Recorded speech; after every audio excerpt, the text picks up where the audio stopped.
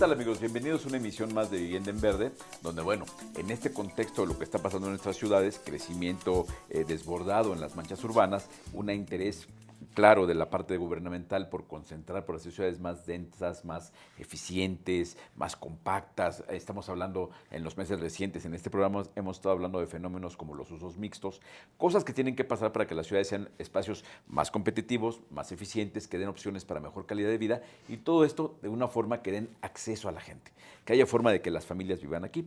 Para platicar ese tema, tomando como ejercicio de investigación, como muestra de microscopio a la Ciudad de México, invitamos a un especialista, un buen amigo, Humberto Chávez. ¿Qué tal? ¿Cómo estás? ¿Cómo estás? Para platicar de eso que está pasando, de que las ciudades, platicábamos antes de empezar el programa, que las ciudades por una serie de temas especulativos, pero tristemente de repente regulatorios, se han convertido en espacios cada vez más caros, cada vez más excluyentes, que vemos que la vivienda económica la hemos ido pateando. Antes estaba cerca del centro, una patadita, poco lejos del centro, otra patadota y cada vez van más lejos de la ciudad. Entonces lo que está pasando es que en ciudades como la Ciudad de México es que para las familias que quieren comprar o rentar una vivienda cada vez es más caro y que cada vez sea más caro implica que mucha gente sencillamente no alcanza el costo y se tiene que vivir a 2 horas de la ciudad. Esa es la disyuntiva. Que la Ciudad de México como ejemplo más evidente, se están convirtiendo en espacios caros para vivir. ¿Qué ha pasado con eso? Es correcto. Bueno, pues esto viene de muchos años para atrás y es muy curioso porque cuando uno revisa lo que sucedió, digamos, de los años 40 para acá, pues estamos viviendo situaciones que no son inéditas, son situaciones exacerbadas, pero que ya sucedieron anteriormente. Si nosotros volteamos a 1940, 40, 50, que era lo que sucedió en aquella época, nada más nos preocupábamos por el corazón, digamos, el centro de la ciudad.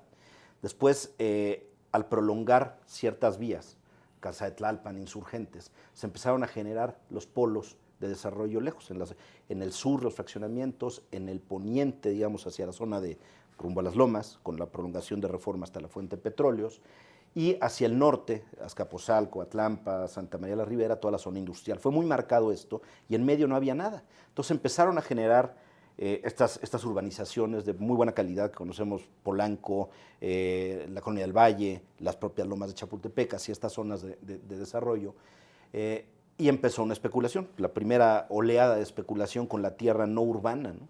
Hasta que se empezó a salir de control esto y el gobierno tomó 2 acciones. Uno, prohibir los fraccionamientos, ¿sí? A poner tajantemente un bando 2, la primera versión del bando 2, prohibiendo los fraccionamientos, y por otro lado, haciendo unas medidas que creo que fueron bastante atinadas, generando primera versión de multifamiliares, el multifamiliar alemán, la unidad Santa Fe, todo esto que fue de alguna manera dando atención a la demanda de vivienda, pero sin necesariamente permitir que esta expansión y esta especulación brutal distorsionara todo, ¿no? Entonces, esa fue una primera vez que vimos qué fue lo que sucedió. A la hora que ponen esta restricción, ¿sí? Inmediatamente, y lo podemos ver claramente en fotos de época, ¿no?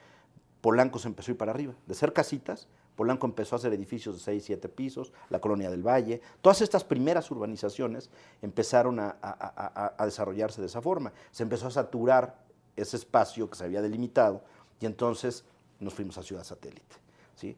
Ciudad Satélite planteada como un suburbio, una muy buena urbanización, muy buen planteamiento de suburbio, ¿sí? Y empezamos a sembrar la semilla de la problemática al empezar a desarrollar una zona de buen nivel ahí y todo lo que se fue haciendo alrededor. Después, Paseo de la Reforma, se prolonga en los 60, mediados de los 60, se prolonga hacia Tlatelolco, se construye Tlatelolco y viene un cambio del uso en el Paseo de la Reforma de habitacional a comercial y de servicios. Entonces otra vez la gente va para afuera. Pero en ese momento hubo una acción bien interesante del gobierno. Son de estas acciones que hay que alejarnos y verlas, ¿no?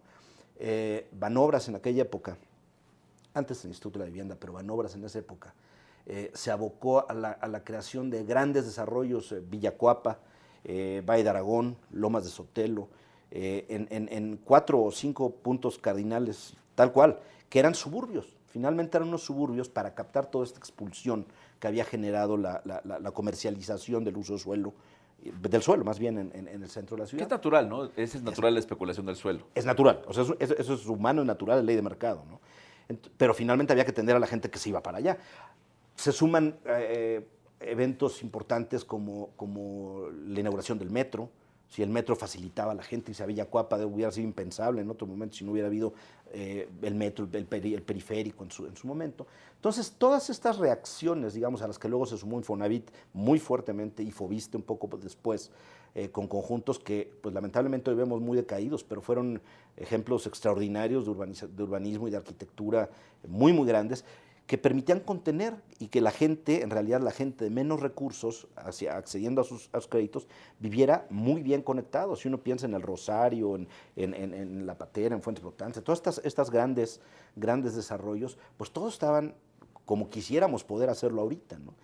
Pero luego viene la época complejísima, que es la que aparentemente o teóricamente era la más pensada, y creo que salió catastrófica a partir de los 80 para acá.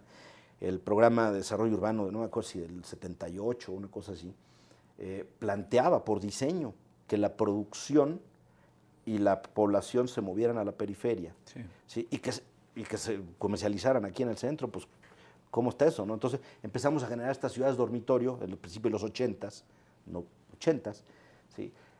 Se empezó a generar, a empezar el desarrollo allá, los ejes viales aquí en la ciudad, que fue una medida que gracias a Dios los hicieron, porque la verdad no entendería esta ciudad sin los ejes viales, vuelve a generar el mismo efecto del Paseo de la Reforma, genera más zonas comerciales, más expulsión de gente, pero todavía nos sentíamos cómodos. Están las ciudades, los municipios conurbados, que yo les llamo municipios conurbados urbanos. No es lo mismo hablar de Sí, claro. Naucalpan, Huixtilucan, Atizapán, que hablar de, claro, hasta allá, ¿no? Huehuetoca y Tecámac. ¿Te parece que vayamos a un corte comercial Por favor. y seguimos platicando de esta explosión urbana? Y no se preocupen, además vamos a hablar de lo que se puede hacer ahora para revertirlo y que ustedes, que a lo mejor están preocupados por dónde vivir, encontremos todos juntos un lugar para vivir en los corazones de las ciudades. Vamos a un corte y volvemos con ustedes.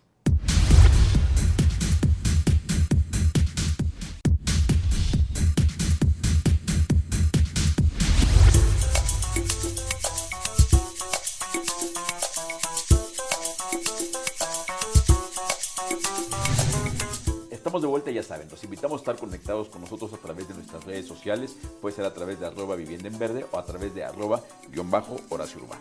Y bueno, Humberto, estamos platicando de todo este tema de lo que pasó, como la ciudad nuestra Ciudad de México y como reflejo en muchas ciudades del país, se hicieron estas cosas raras cuando crecieron territorialmente, aunque la población no tanto. Así es. Y cómo esto puede ir creando hoy condiciones que nos han provocado ese fenómeno de las ciudades dormitorio. Así es. Creo que uno de los temas más graves del asunto, lo que tú dices, es difícil hablar de la Ciudad de México cuando bajas al plano normativo, ¿no? Porque el plano normativo tenemos el Distrito Federal y la y el Estado de México, con todos los municipios conurbados. Sí, claro. Realidad, creo que el primer problema es que tienen que hablarse, tienen que darle un tratamiento de Ciudad de México, no de Distrito Federal, y mucho menos ahora con lo que se plantea de municipios en la ciudad, más municipios conurbados, no vamos a llegar a ningún acuerdo nunca, ¿no? Entonces creo que es un tema muy delicado. Pero creo que es importante entender también el por qué, porque luego mucha gente no lo vemos, porque vamos en el día a día y nos metemos en nuestra chamba, ¿no? En los 90s, a mediados de los 90s, vino una medida a todas luces buena, pero pues que tiene efectos, ¿no? Tiene consecuencias. El tema del artículo 27, la posibilidad de los ejidatarios de vender su tierra. Entonces, los desarrolladores, para aquella época Geo ya había salido a bolsa, ya empezaba a fluir el capital institucional al sector, y había mucho dinero, había necesidad de seguir creciendo, y de repente encontramos unas extensiones de tierra enormes, claro, que no tenían zonificación, además. Entonces, la zonificación, tú ibas y presentabas un proyecto hecho por vivienderos, ¿sí?, para saturar de casas, literalmente. Y fue lo que se empezó a hacer a partir de los 90s, y luego se vino a potenciar con la política de la vivienda económica, ¿sí?, en el 2000 para acá. Entonces, creo que hay razones atrás de todo esto, y no todas malas. Creo que hay muchas razones, hay muchos eventos positivos. La mayoría de los eventos que he dicho, detonadores, considera yo que son positivos. Además hay que entender cada cosa como en su momento. En su momento histórico. Juzgándolo claro, ahorita, hacer ahorita la autopsia es muy fácil. Muy fácil, ¿no? Hay que verlo en el momento. Creo que fueron decisiones atinadas, sin embargo, las consecuencias no las previmos, ¿no? Yo creo que ahorita lo que nos surge es, estamos en un momento de parálisis total, en donde me da mucha risa, porque yo en los 99, 2000, estuve armando un programa de vivienda para una empresa desarrolladora aquí del DF, en Los Ángeles, en California. Durante un año estuve viviendo allá, armamos todo a punto de detonarlo. Por otras razones no se detonó. Pero yo me horrorizaba cuando veía la cantidad de trámites que se tienen que hacer. El problema de los NIMBYs, que le llaman allá, que es la aversión de los vecinos a que se construya. Una vez que ya me hicieron mi casa, ahora sí no quiero que construyan atrás. Entonces este tema y cómo se politizaba, lo viví mucho, muy de cerca. Y me voy horrorizando cuando un par de años después la gente del gobierno del DF mandó allá a Los Ángeles a gente a aprender el mecanismo.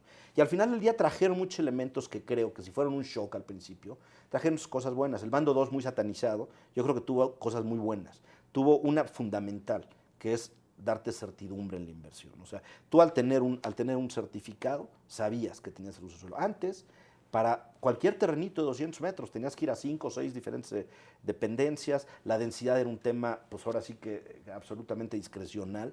Dame un incremento, decía, pues de cuánto, pues no sé, lo que quieras, ¿no?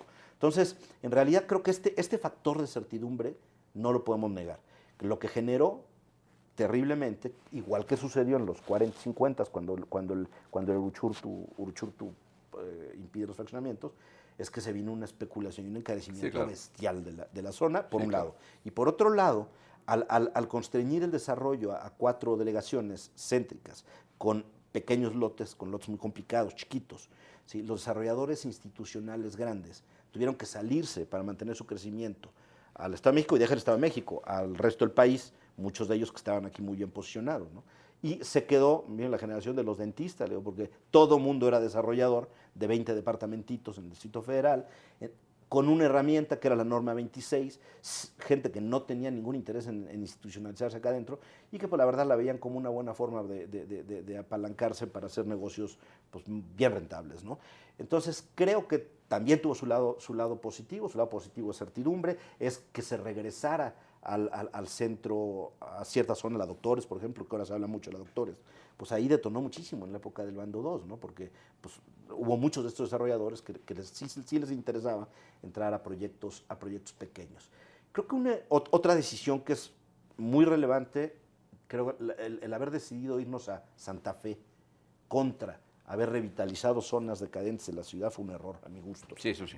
Un error, independientemente de la ejecución de Santa Fe. Sobre todo porque la Ciudad de México y cualquier ciudad tiene muchos espacios que en lugar de pensar en crecer hacia afuera, podemos crecer hacia adentro. Por supuesto. Porque la realidad hoy día, digo, es que es difícil encontrar una vivienda de menos de 800,000 pesos en venta en la Ciudad de México, o su equivalente en renta, lo que podría costar en renta. Y la solución podría ser, por ejemplo, un proyecto que tú traes entre manos, que es buscar predios dentro, muy bien ubicados, pero eso requiere que haya el mecanismo legal, que haya usos de suelo adecuados, que haya regulaciones, para que la política pública es bien bonita a nivel general.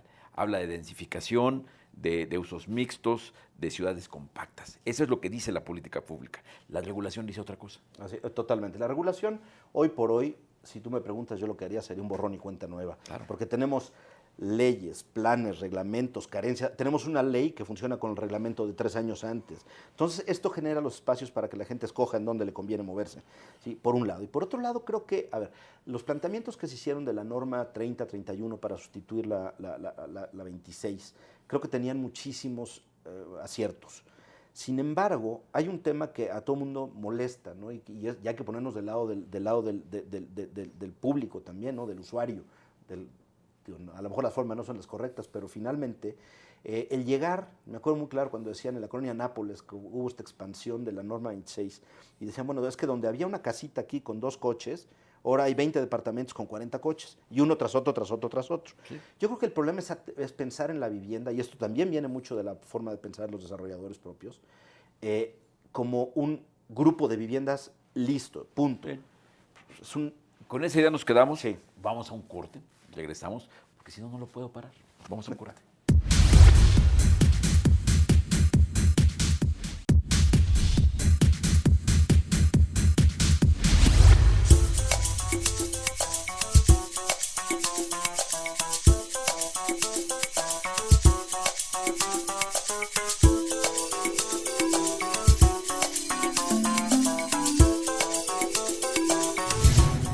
Seguimos platicando platicando de lo que está pasando en nuestras ciudades. Y ojo, si ustedes no están viendo en provincia, recuerden que lo que está pasando en cualquier ciudad del país, la Ciudad de México es un magnífico laboratorio para ver qué va a pasar. Nos hablabas de ciudades donde el temor de los vecinos es, me quitas una casa y me levantan un edificio con un montón de coches. La gente dice de repente, yo creo que reflexivamente, es que un nuevo edificio nos va a quitar el agua. Así es. Yo creo que el problema ha sido no ver el problema como un problema multivectorial. O sea, en realidad sí tenemos un problema de vivienda, es evidente, pero el intervenir, el impacto que tiene la vivienda en la ciudad es alto, entonces tiene que atenderse con varios elementos, tiene que atenderse con estacionamientos. Hasta hace relativamente poco no podías construir estacionamientos en altura, estaba prohibido. Ahorita me da mucho gusto ver aquí en Las Lomas un edificio de estacionamiento en la calle de Andes. ¿Qué es esto? Entonces, de repente, tienes que hacer estacionamientos, tienes que atender la infraestructura hidráulica. ¿Qué es lo que creo que debe suceder? Una propuesta que pues, no difiere para nada de lo que se planteó en esa norma 3031. La ciudad está dividida en 3 territorios, que para mí son 5. El primer territorio que va del Zócalo al circuito, el segundo del circuito al periférico, el tercero del periférico al borde del Distrito Federal. Para mí seguiría el cuarto, que son los municipios conurbados urbanos, y el quinto, que son los municipios conurbados extra suburbanos. Pues. Yo siento que el primer territorio es un territorio donde se desempeña el grueso de la actividad comercial, donde se genera el mayor valor, donde la capacidad del desarrollador de captar una mejor rentabilidad es donde el primer y segundo territorio. Yo creo que es crucial que esos primeros y segundos territorios, ¿sí?, aprovechen la plusvalía que ha generado la propia ciudad en el suelo y la aprovechen a través del pago de los derechos, como se manejó en la propuesta, que los desarrolladores paguemos unos derechos de densificación no aleatoria, densificación perfectamente regulada, sí, claro, y que esos derechos vayan con etiqueta muy, muy clara. Yo propongo a 3 diferentes rubros. Un primer rubro es reforzar el presupuesto de la Autoridad del Espacio Público, porque se tenga que invertir un porcentaje en espacio público del barrio densificado, con obras puntuales conveniadas. Un segundo porcentaje importante al sistema de aguas de la Ciudad de México. Esto es independiente a los pagos normales de derechos. Al sistema de aguas de la Ciudad de México, para que lo aplique, reforzar zonas del tercer territorio, ¿sí?, que suena muy lejos el tercer territorio, pero la línea 12, cuando la terminen de enderezar, la línea 12 te trae el tercer territorio aquí a la vuelta, a media hora de Barranca del Muerto, ¿no? Entonces, el sistema de aguas, reforzar la infraestructura en ese tercer territorio, y el otro 33%, por decir algo, dedicarlo a la generación de una reserva territorial, propiedad del gobierno, a través de una inmobiliaria, no del Instituto de Vivienda, de una inmobiliaria del Estado, cuya función sea recibir este dinero, comprar tierra, el sistema de aguas refuerza la infraestructura, y esta tierra la pone a disposición de desarrolladores vía subastas en aportación. Entonces, ¿qué es lo que pasa? Se aporta la tierra, ¿sí?, el desarrollador subasta lo mejor que pueda, sabiendo que se va a tener que quedar vigilado por el INVI, ahí sí, con las condiciones de vivienda de interés social.